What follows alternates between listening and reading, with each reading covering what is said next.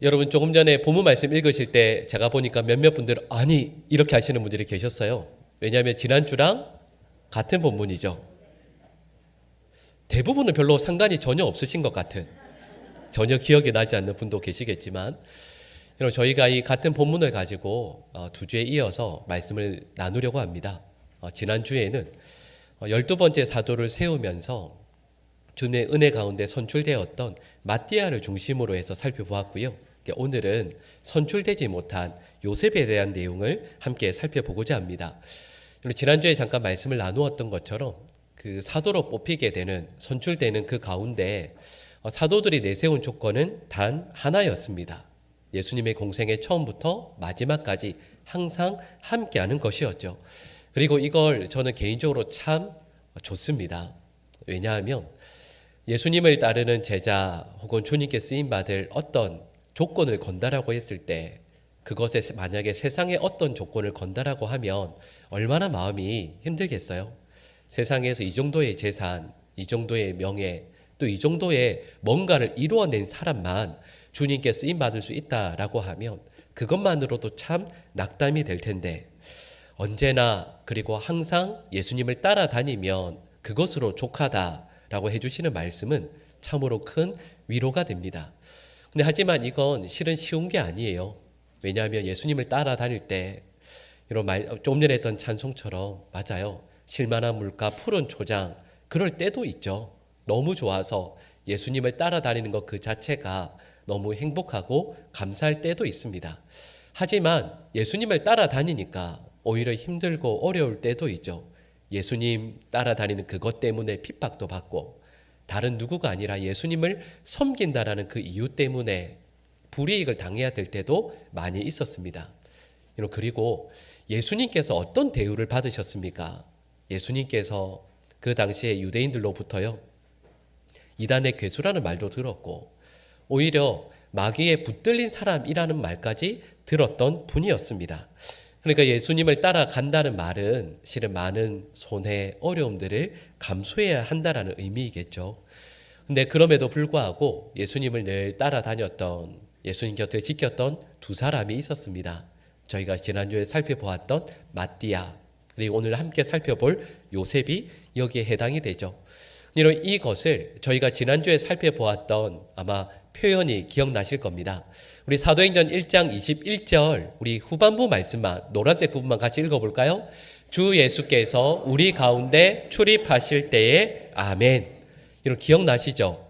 지난주에 저희가 살펴볼 때에는 예수님께서 출입하실 때, 곧 예수님께서 우리의 모임 가운데 함께 계실 때도 있어서, 예수님께서 함께 계시니 그것만 해도 너무 행복하고 그것만으로도 감사하고 좋을 때가 있다라고 말씀을 드렸어요.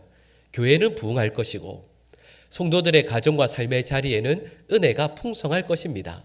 그런데 또 예수님께서 나가 계신 것처럼 느껴질 때도 있었습니다. 그래서 마음이 너무 허하고 가정도 교회도 어렵고 힘든 때도 분명히 있었다라고 말씀을 드렸어요.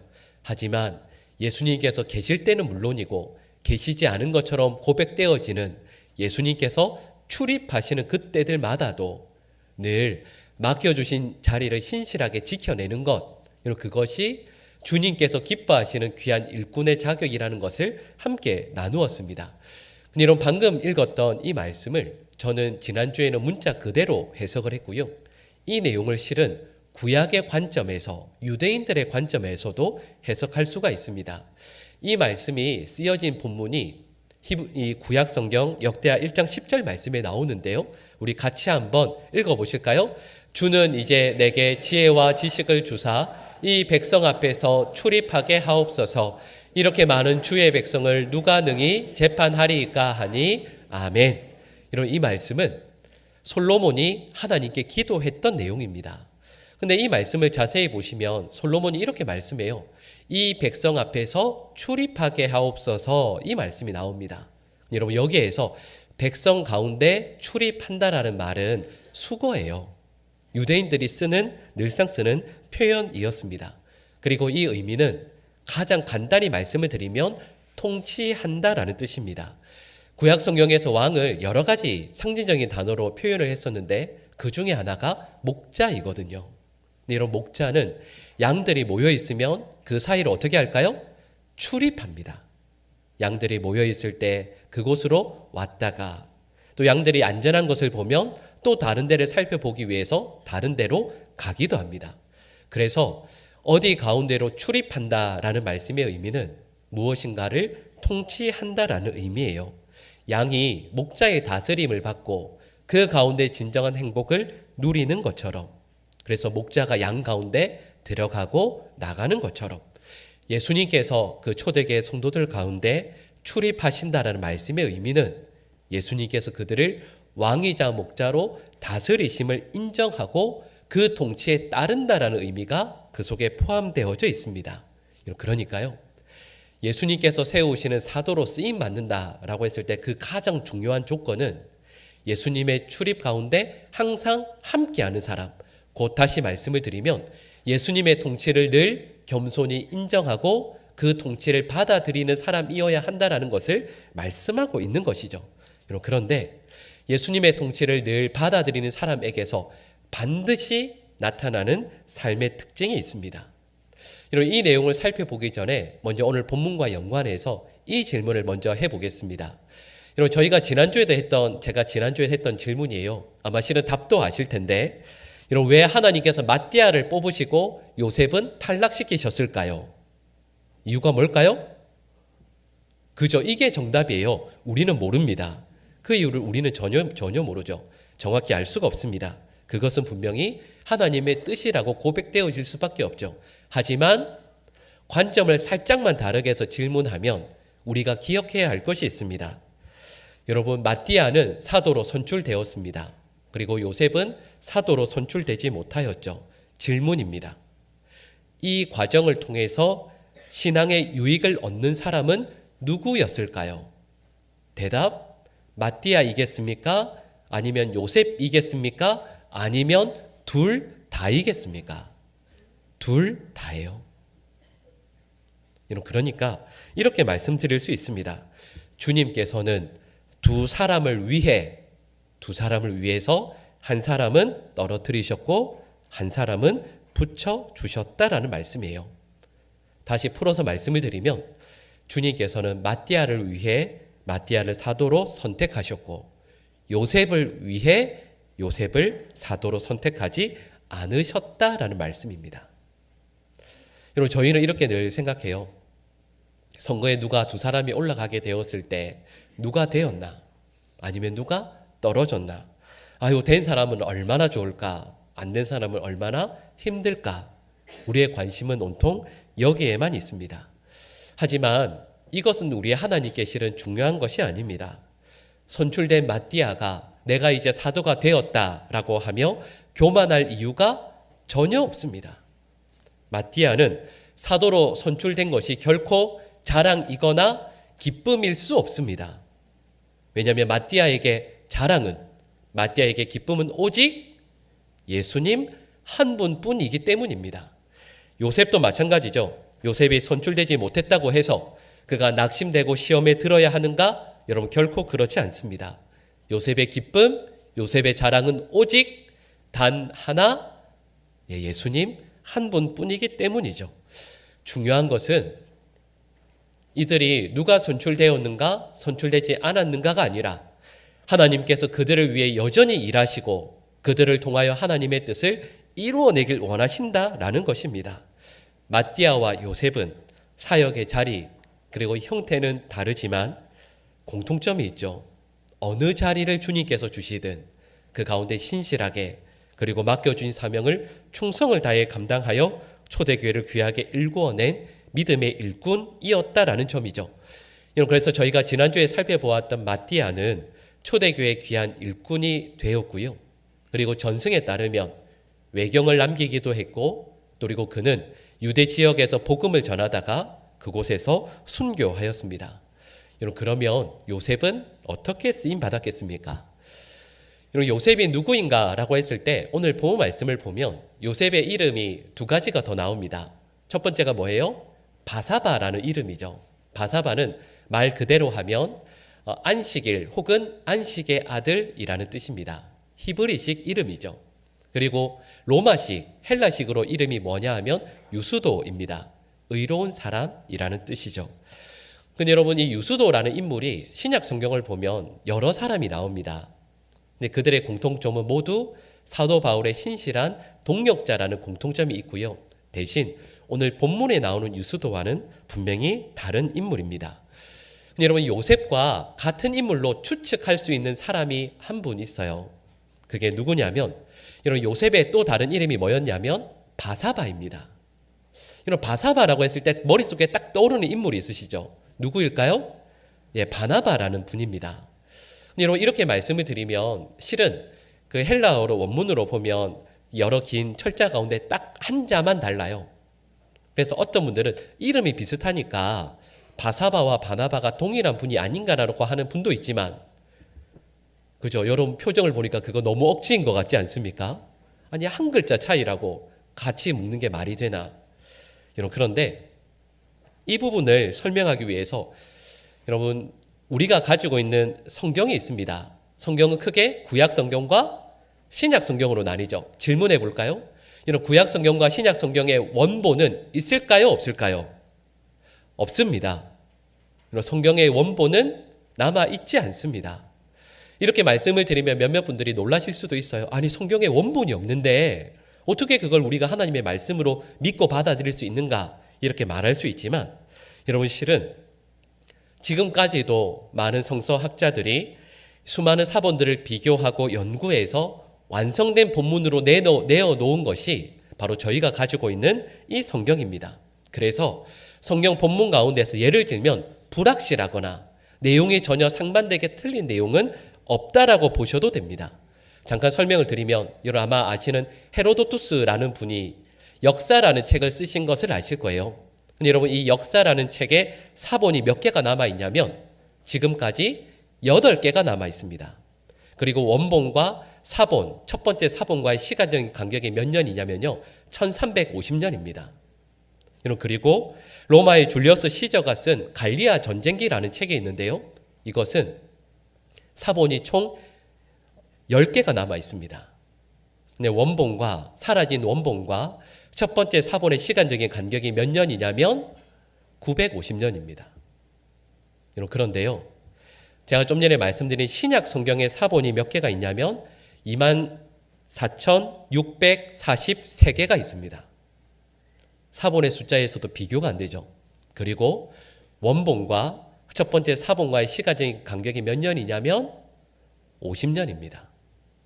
여러분, 그래서 학자들은 우리가 가지고 있는 신약 성경 그리고 구약 성경이 의심할 여지 없이 완성되어 있는 하나님의 말씀이라고 고백해요.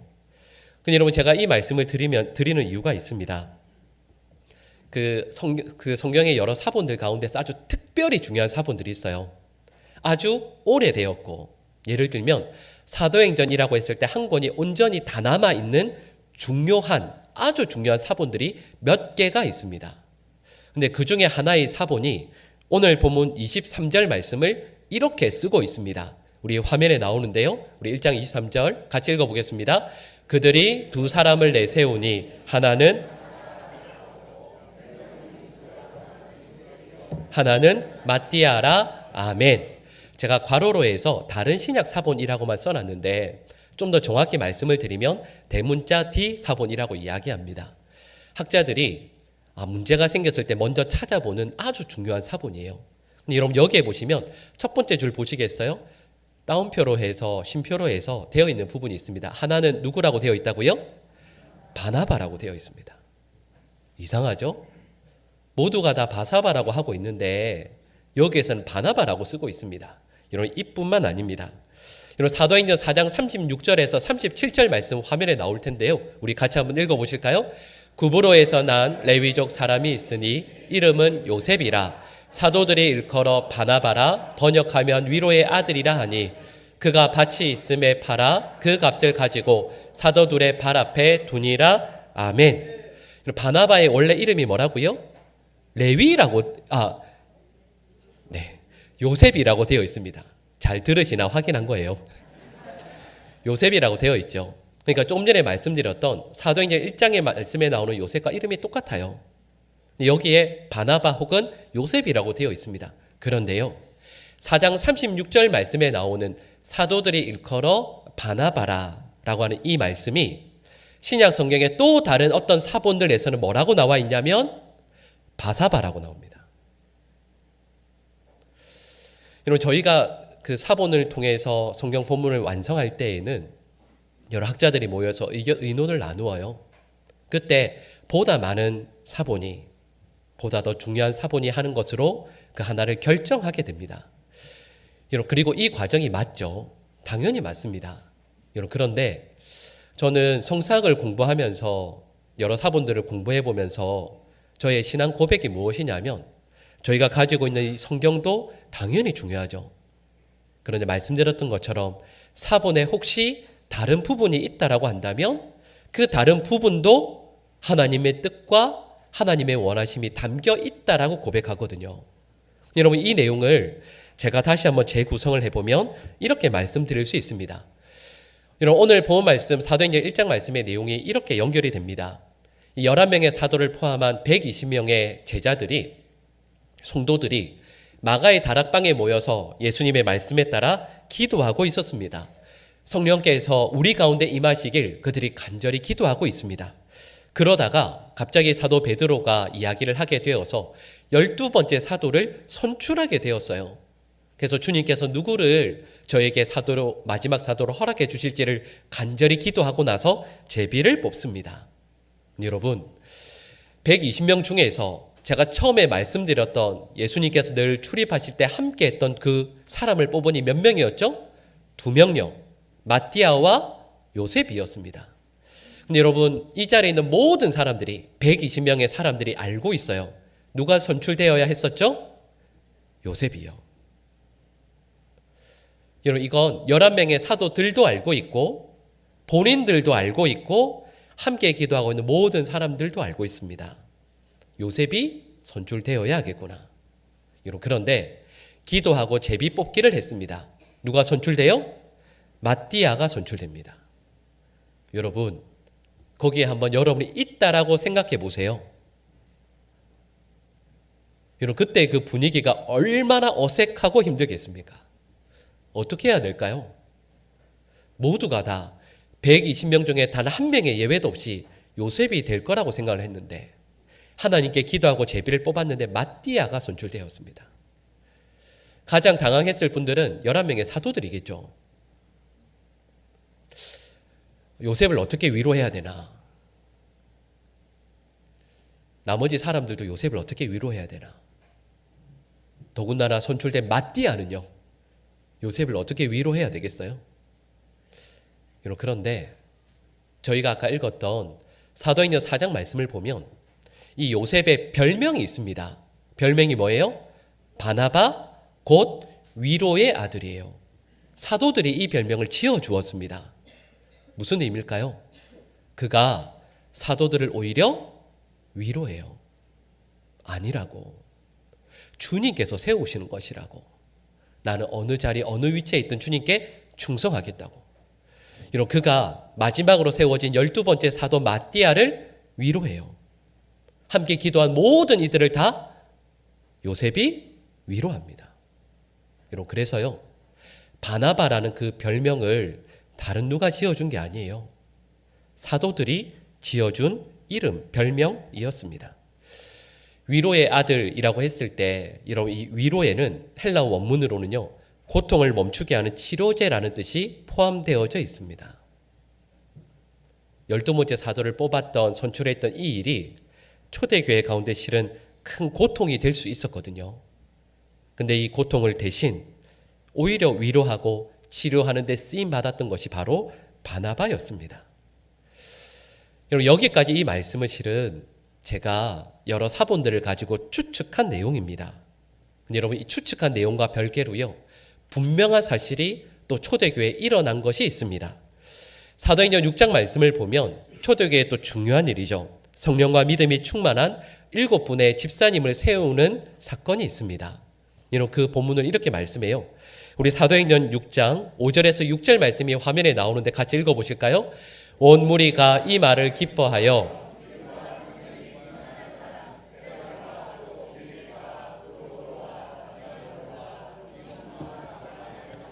유대교에 입교했던 안디옥 사람 니골라를 택하여 사도들 앞에 세우니 기도하고 그들에게 안수하니라. 아멘. 성령과 믿음이 충만한 7분의 집사님을 세웁니다. 그래서 이름이 나와요. 근데 여러분, 7분의 이름 가운데 빠진 이름이 있죠. 누구의 이름이 빠졌을까요? 요셉의 이름이 빠졌죠. 여러분, 분명히 12번째 사도로 거론되었던, 그리고 모든 사도들이, 모든 이들이, 120명의 모든 이들이 이분이 당연히 사도가 되어야 된다라고 생각했던 그 요셉의 이름이 여기에 빠졌습니다. 만약에요, 바나바와 같은 분이라고 하면 더 마음이 아픈 일이죠. 저희가 좀 전에 읽었던 사도행전 4장 말씀 끝부분에 보면 뭐라고 나오죠? 바나바가 자기의 모든 밭을 다 팔아서 교회에 내어드립니다. 여러분, 그 일이 바로 직전에 있었다고요. 여러분, 그러면 7분의 성령과 믿음이 충만한 집사를 세운다라고 했을 때 실은 가장 앞에 요셉의 이름이 있는 건 당연하죠. 바나바의 이름이 있는 건 당연했습니다. 그런데 7분의 집사를 세우는 데에서도 요셉은 제외되었습니다.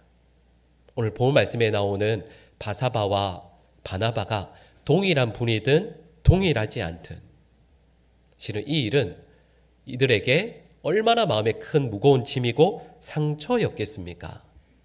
그런데요, 요셉이 만약에 바사바와 바나바가 동일한 분이라고 한다면 그의 섬김은 이러하였습니다. 우리 사도행전 11장 24절 말씀 우리 같이 읽겠습니다. 바나바는 착한 사람이요 성령과 믿음이 충만한 사람이라 이에 큰 무리가 죽게 더하여지더라. 아멘. 여러분, 요셉이 성령과 믿음이 충만하였는데 7분의 안수 집사를 뽑는 것 혹은 사도를 선출하는 그 일이 이분의 성령 충만과 믿음을 충만하는 이 일에 전혀 해가 되지 못했습니다. 그는 여전히 성령과 믿음이 충만한 이로 주님의 몸된 교회를 착하고도 신실하게 섬겼습니다. 여러분, 저희가 방금 나누었던 이 말씀들은 실은 오늘 우리가 읽은 요셉에게만 해당되는 말씀이 결코 아닙니다.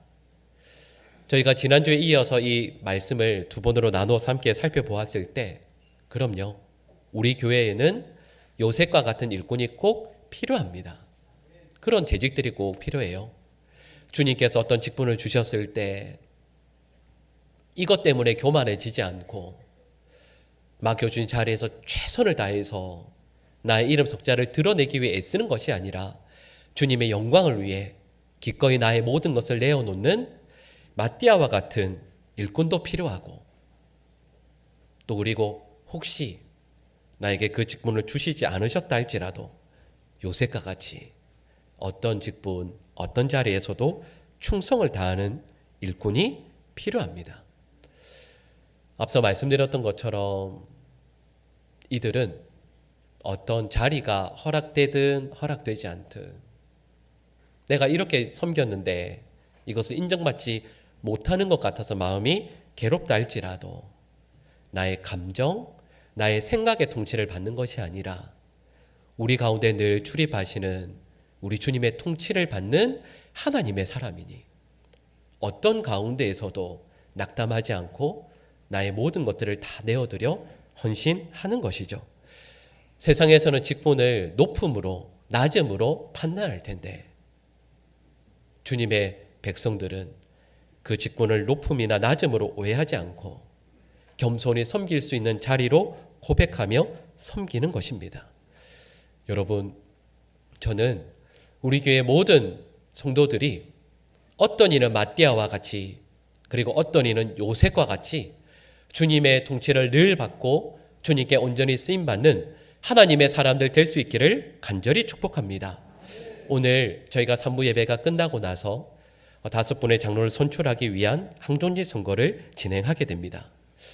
여러분, 그러니까 이 말은 분명히 선출되는 마띠아 같은 분도 있으실 것이고 선출되지 않는 요셉과 같은 분도 있다라는 뜻입니다.